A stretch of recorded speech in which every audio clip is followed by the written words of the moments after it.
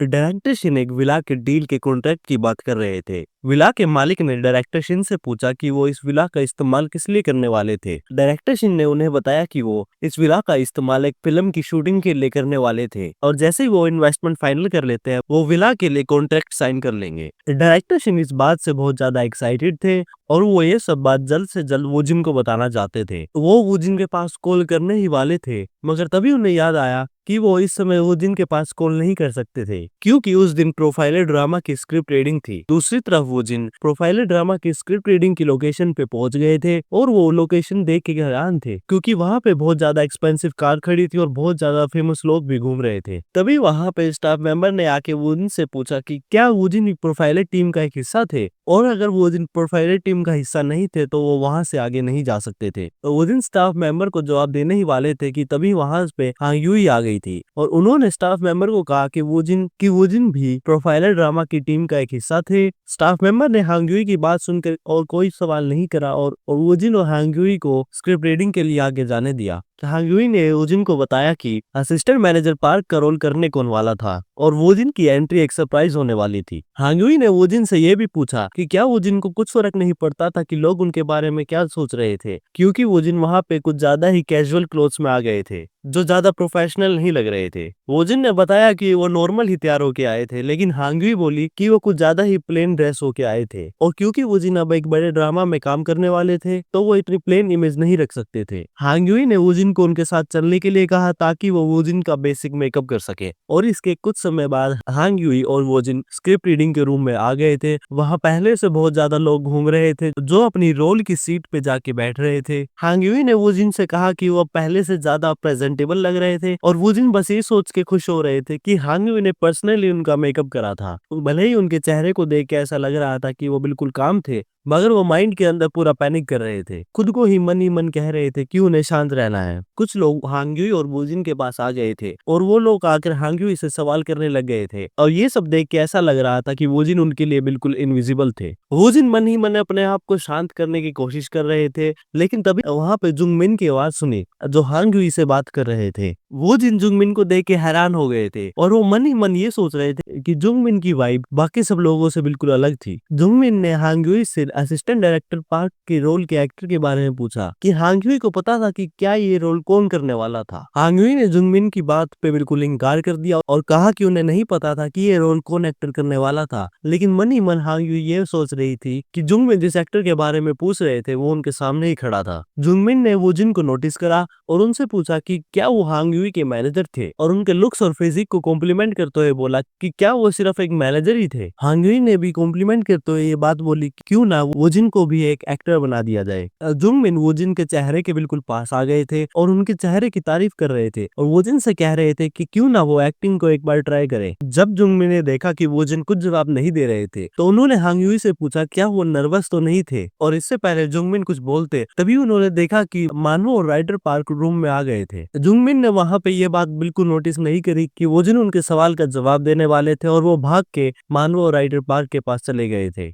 Hong Yui ने Woojin को उनकी सीट के बारे में बताया। हांग यूई ने वूजिन को बताया कि हर एक सीट के सामने एक लेबल है और उस लेबल पे एक रोल का नाम लिखा है और जो भी एक्टर उस रोल को प्ले करने वाला है वो सीट उस एक्टर की है। हांग यूई ने वूजिन को उनकी सीट के बारे में बताया और कहा कि यहाँ पे वूजिन को नर्वस होने की बिल्कुल भी जरूरत नहीं थी। एक तरफ वूजिन अपनी सीट की तरफ जा रहे थे और दूसरी तरफ जुंगमिन मानवो से असिस्टेंट मैनेजर पार्क के रोल के एक्टर के बारे में पूछ रहे थे लेकिन मानवो ने जुंगमिन को बताया कि वो एक्टर आ चुका था। जुंगमिन ने मुड़ के जब ये देखा कि वूजिन उसी सीट की तरफ जा रहे थे जिसपे असिस्टेंट मैनेजर पार्क का नाम लिखा था। वूजिन अपनी सीट पे पहुंच गए थे और उन्होंने वहां पे पहुंच के अपने आप को सबके सामने इंट्रोड्यूस करा और वो अपनी सीट पे बैठ गए थे। क्योंकि वूजिन को बहुत ज्यादा लोग देख रहे थे तो वो अंदर ही अंदर नर्वस हो गए थे। रूम में सब एक दूसरे से पूछ रहे थे कि क्या वो वूजिन को जानते थे और कई लोग ये कह रहे थे कि उन्होंने वूजिन को पहली बार देखा था और ऐसा हो सकता था कि ये एक नया एक्टर हो। मानवा ने बताया कि वूजिन वही एक्टर है जो असिस्टेंट मैनेजर पार्क का रोल प्ले करने वाले थे और वूजिन और बाकी सब एक्टर्स का डिटेल इंट्रोडक्शन स्क्रिप्ट रीडिंग के टाइम होगा और सभी एक्टर्स को स्क्रिप्ट रीडिंग के लिए तैयार होने के लिए कहा। जुंगमिन ने मानवो से पूछा कि वो ज्यादातर तो नौसिखिया और नए कास्ट करना अवॉइड करते हैं मगर वूजिन का रिएक्शन देख के तो ऐसा लग रहा था कि वो बिल्कुल नए एक्टर थे।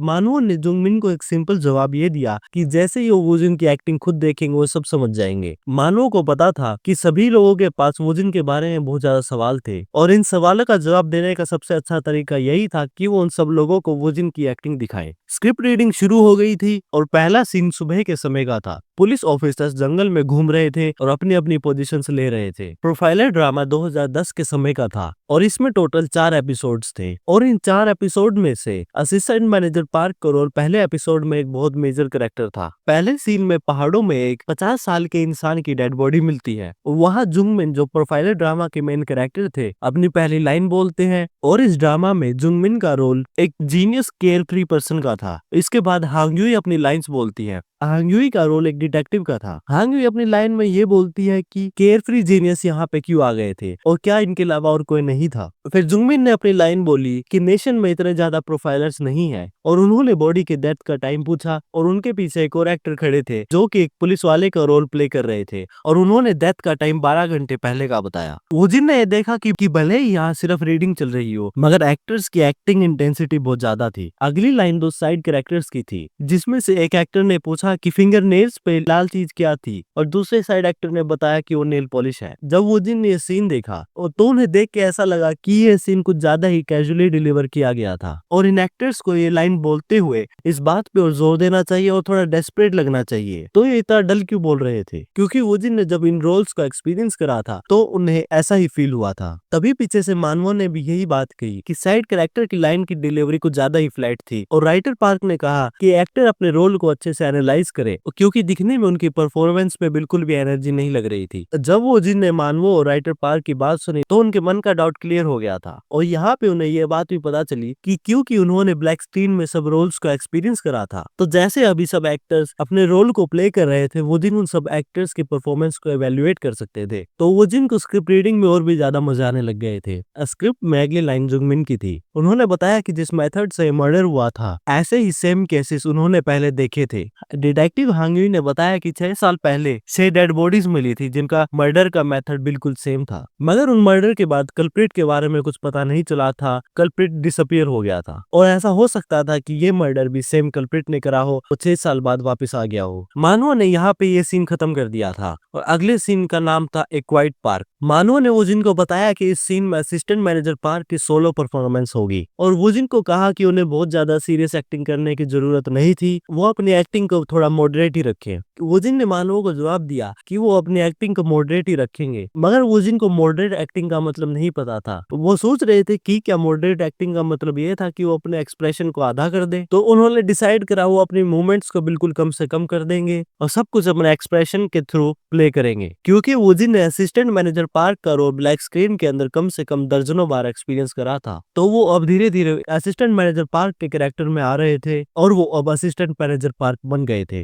वोजिन के एक्सप्रेशंस बिल्कुल बदल चुके थे। रूम में बैठे हुए सभी लोग वोजिन के अचानक से बदले हुए एक्सप्रेशन को देख के हैरान हो गए थे। हांगयुई को वोजिन की एक्टिंग देख के ऐसा लग रहा था कि उनकी एक्टिंग की इंटेंसिटी पहले से और बढ़ गई थी। जुंगमिन वोजिन की तरफ हैरानी से देख रहे थे और जैसे ही वोजिन ने अपनी पहली लाइन बोली जुंगमिन असलियत में डर गए थे और वो ये सोच रहे थे कि क्या वोजिन इस एक्टिंग को मॉडरेट एक्टिंग समझ रहे थे। जुंगमिन को समझ नहीं आ रहा था कि वोजिन की एक्टिंग मॉडरेट था तो था क्या। वो हैरान थे कि वोजिन ने अपने इमोशंस इतनी जल्दी बदल कैसे दिए थे। उनके दिमाग में एक सवाल ये था कि वोजिन ने इस लेवल की एक्टिंग अचीव करने के लिए अपने रोल को कितना प्रैक्टिस करा था और क्या सिर्फ प्रैक्टिस करने से इस लेवल की एक्टिंग करना पॉसिबल था। और इस समय वोजिन को एक्टर बोलना भी कम लग रहा था क्योंकि देखने में बिल्कुल ऐसा ही लग रहा था कि उनके सामने असिस्टेंट मैनेजर पार्क की बैठे हो। मानव ने बताया कि यहाँ पहला पार्ट खत्म हो गया है और अगला सीन एक इंटेरोगेशन रूम का था जिसमें एक तरफ जुंगमिन थे और दूसरी तरफ वोजिन। जुंगमिन ने जब ये देखा कि वोजिन अपनी स्क्रिप्ट की तरफ देख भी नहीं रहे थे तो क्या ऐसा हो सकता था कि उन्होंने अपनी स्क्रिप्ट इतनी एनालाइज कर ली थी कि उन्हें अब स्क्रिप्ट पे देखने की कोई जरूरत भी नहीं थी। यहाँ पे जुंगमिन और वोजिन का सीन शुरू हो गया था। इस सीन में ये था कि असिस्टेंट मैनेजर पार्क पुलिस के पास अपना कन्फेशन देने आए थे और ये बताने आए थे कि वही वो सीरियल किलर थे जिन्होंने वो मर्डर करे थे। तो जुंगमिन जो प्रोफाइलर का रोल प्ले कर रहे थे उन्होंने असिस्टेंट मैनेजर पार्क से ये पूछा कि वो इतने समय बाद कन्फेशन देने क्यों आए थे और ऐसा बिल्कुल हो सकता था कि अगर वो कन्फेशन नहीं करते तो ये मर्डर कभी सोल्व भी नहीं होते। असिस्टेंट मैनेजर पार्क ने बताया कि उन्होंने कन्फेशन इसलिए करा था क्योंकि उन पर एक गलत इल्जाम लगाया जा रहा था। तो प्रोफाइलर ने उनसे पूछा कि वो किस गलत इल्जाम के बारे में बात कर रहे थे, क्योंकि उन्होंने ये हाल ही में एक नया खून करा था और वो खून उसी तरीके से किया गया था जो 5 साल पहले सीरियल किलर ने किया था। असिस्टेंट मैनेजर पार्क ने बताया कि वो इसलिए ही अपने आप को पुलिस वालों के हवाले कर रहे थे क्योंकि ये मर्डर वो नहीं कोई और कर रहा था और वो इंसान उनके ग्रैंड वर्क को कॉपी कर रहा था। और उनके कन्फेस करने का कारण यही था कि उन्होंने ये मर्डर नहीं किया था। सीन यहाँ पे खत्म हो गया था और सिर्फ जुंगमिन नहीं, स्क्रिप्ट रीडिंग में आए एक्टर्स सभी वोजिन की एक्टिंग देख के हैरान हो गए थे और वो ये सोच रहे थे कि कोई एक्टर इतने डार्क रोल को प्ले करने के बाद इतनी शांति से कैसे बैठ सकता है और ऐसे एक्ट कर रहा हो कि इस लेवल की एक्टिंग उसके लिए बिल्कुल भी कुछ नहीं थी। जुंगमिन के साइड में एक एक्टर बैठे हुए थे। उन्होंने जुंगमिन को बोला कि वो अपना फोकस मत छोड़े। उन्होंने बताया कि वोजिन अपनी एक्टिंग से सीन को पूरा कंट्रोल कर रहे थे और वोजिन बिल्कुल भी एक नौसिखिया एक्टर, एक नए एक्टर नहीं थे कि वोजिन के लेवल का एक्टर आखिर आया कहां से था।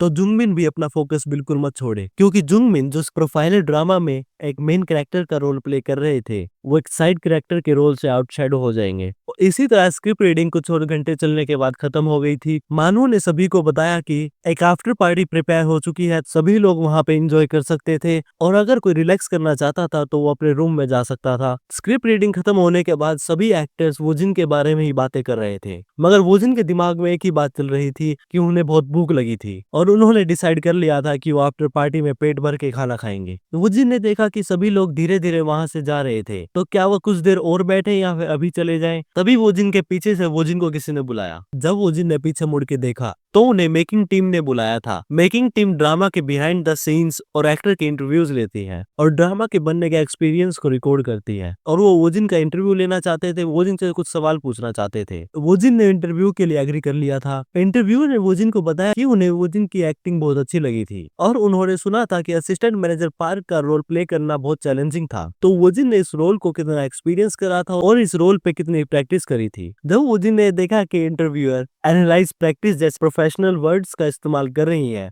और अगर वोजिन ने कुछ ज्यादा ही सिंपल जवाब दे दिया तो वो सब लोग उन्हें एक नौसिखिया एक्टर समझेंगे। तो वोजिन ने जवाब देते हुए ये कहा कि उन्हें स्क्रिप्ट बहुत अच्छी लगी थी और वोजिन का जवाब सुन के राइटर पार्क बहुत खुश हो गई थी। इंटरव्यूअर ने वोजिन से अगला सवाल उनके पास्ट के बारे में पूछा और उन्होंने पूछा कि क्या वो इससे पहले किसी थिएटर टीम का हिस्सा थे, क्योंकि वोजिन की एक्टिंग देख के ऐसा लग रहा था कि वो बहुत समय से अपनी एक्टिंग पे प्रैक्टिस कर रहे थे। ये सवाल सुन के जो लोग पीछे से धीरे धीरे जा रहे थे रुक गए थे और वोजिन की तरफ ही देख रहे थे और वोजिन का जवाब सुनना चाहते थे, मगर वोजिन ने यहाँ पे यही जवाब दिया जो उन्होंने मानवो राइटर पार्क को दिया था और हांग्युई को दिया था और जवाब था कि उन्होंने जो भी एक्टिंग सीखी थी खुद ही सीखी थी। वोजिन का जवाब सुन के इंटरव्यूअर की बोलती थोड़ी देर के लिए बंद हो गई थी। तभी इंटरव्यू शौक में वोजिन से पूछती है क्या वो मजाक तो नहीं कर रहे थे। वोजिन को इंटरव्यूअर का रिएक्शन थोड़ा अजीब लगा, मगर उन्होंने फिर वही जवाब दिया कि उन्होंने एक्टिंग खुद ही सीखी थी। बाकी सब एक्टर्स भी वोजिन के जवाब से बिल्कुल हैरान थे। वो बिलीव नहीं कर पा रहे थे कि वोजिन जिस लेवल की एक्टिंग कर रहे थे क्या कोई ऐसी एक्टिंग खुद से सीख सकता था। जुंगमिन भी वोजिन के जवाब से बिल्कुल हैरान थे।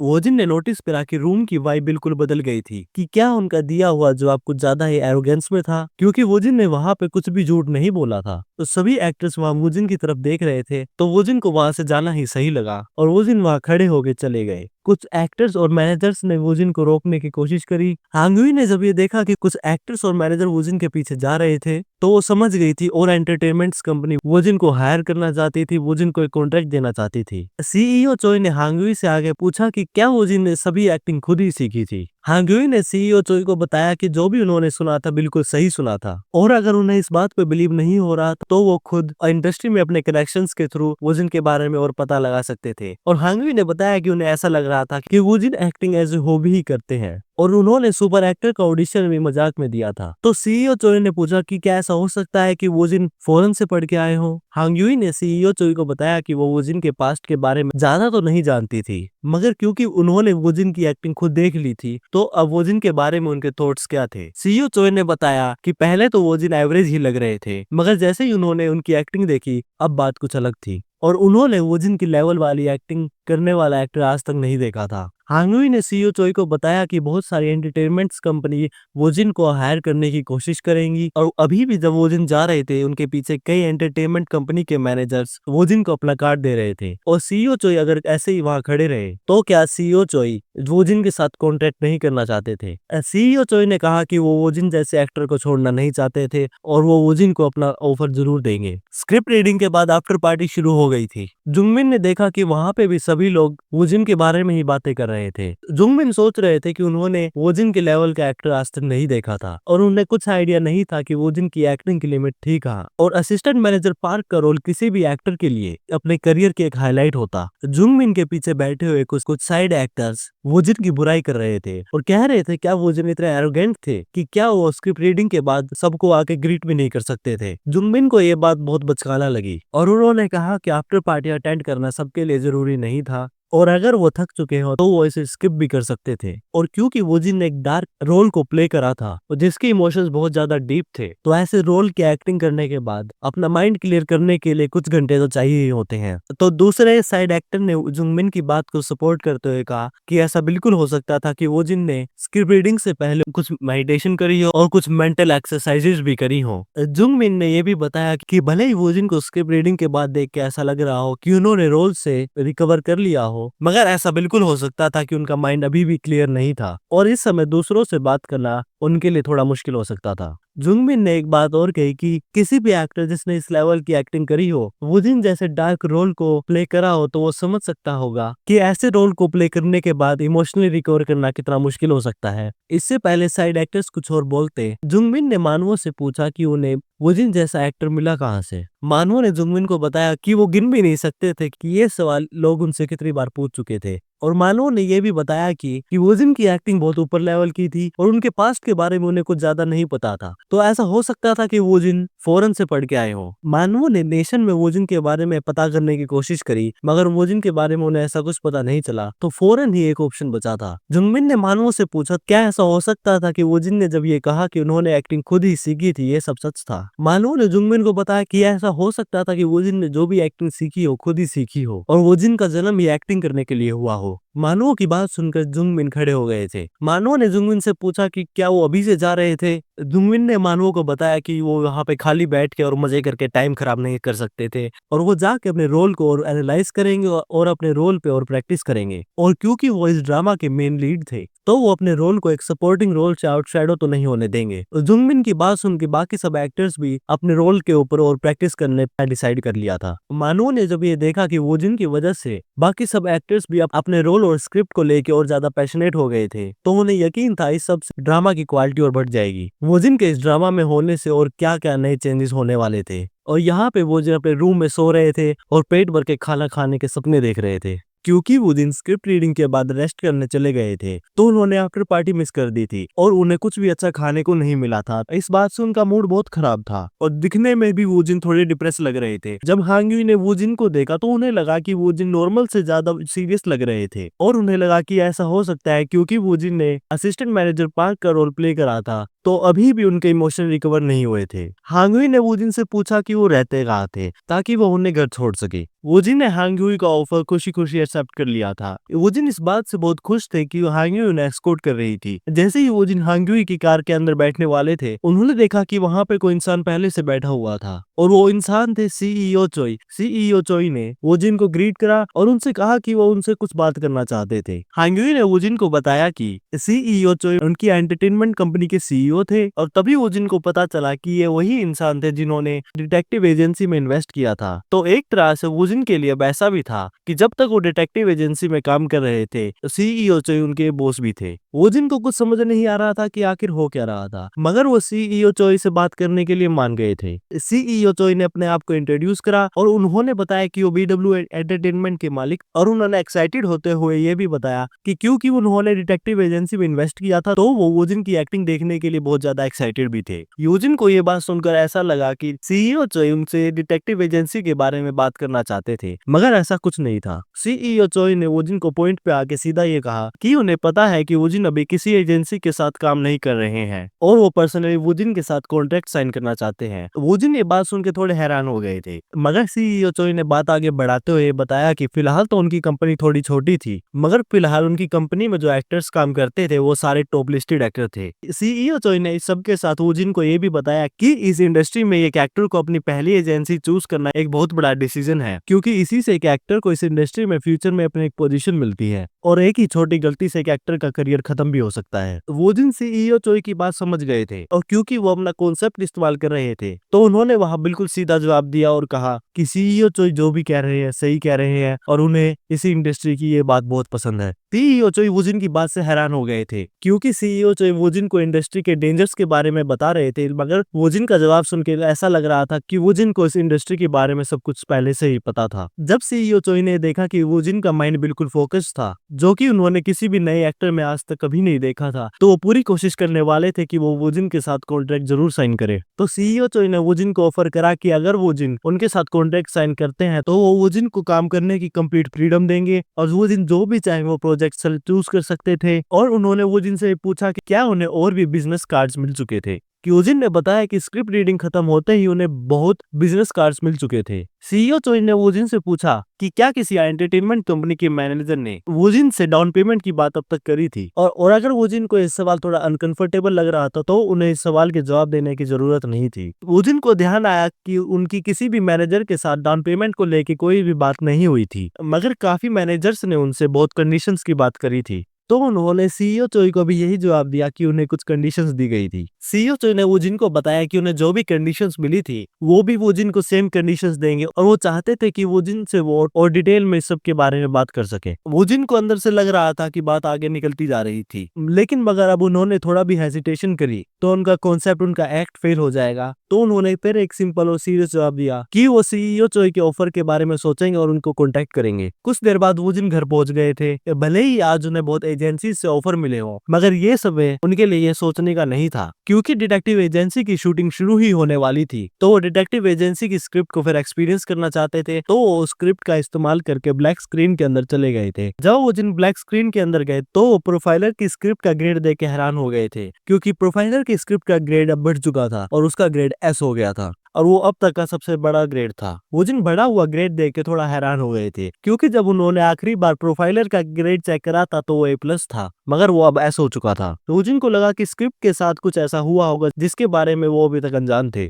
और वो इसके बारे में अभी ज्यादा सोचना भी नहीं चाहते थे। और बिना और टाइम खराब करते हुए वो डिटेक्टिव एजेंसी में मेन रोल जो एक डिटेक्टिव का था, उन्होंने उसका एक्सपीरियंस का सिमुलेशन शुरू कर दिया था और डिटेक्टिव एजेंसी की रेडिंग शुरू हो गई थी। कुछ समय बाद फाइनली डिटेक्टिव एजेंसी की शूटिंग का दिन आ गया था। वोजिन भी शूटिंग की लोकेशन पे आ गए थे और उन्होंने वहां पे आके ये नोटिस करा कि वहां पे जो विला था वो बिल्कुल दिखने में वैसा ही था जो उन्होंने ब्लैक स्क्रीन में एक्सपीरियंस करा था। वोजिन के पीछे से एक स्टाफ मेंबर आए और उन्होंने वोजिन से पूछा कि क्या वो एक एक्टर थे, और उन्हें बताया कि सभी एक्टर स्टैंड बाय पे अपनी जगह पे खड़े थे। वोजिन ने जब वहां पे और एक्टर्स को देखा तो वो थोड़ा नर्वस हो गए थे, मगर उन्होंने वहां पे अपना कॉन्सेप्ट बिल्कुल नहीं भूला, तो वो दिखने में बिल्कुल टफ एक्ट कर रहे थे। और वोजिन बाकी सब एक्टर्स के साथ जाके बैठ गए थे और कुछ एक्टर वहां पे बात कर रहे थे। वोजिन के सामने बैठे हुए एक एक्टर ने किसी और एक्टर से ये पूछा कि क्या उन्हें पता था कि वाइफ का रोल कौन करने वाला था, क्योंकि इस रोल के बारे में अभी तक किसी को कुछ नहीं पता था। दूसरे एक्टर ने बताया कि इस रोल के बारे में तो स्टाफ मेंबर्स को भी अभी तक कुछ नहीं पता था, मगर वोजिन थोड़ा खुश हो रहे थे क्योंकि उन्हें पता था वाइफ का रोल कौन करने वाला था।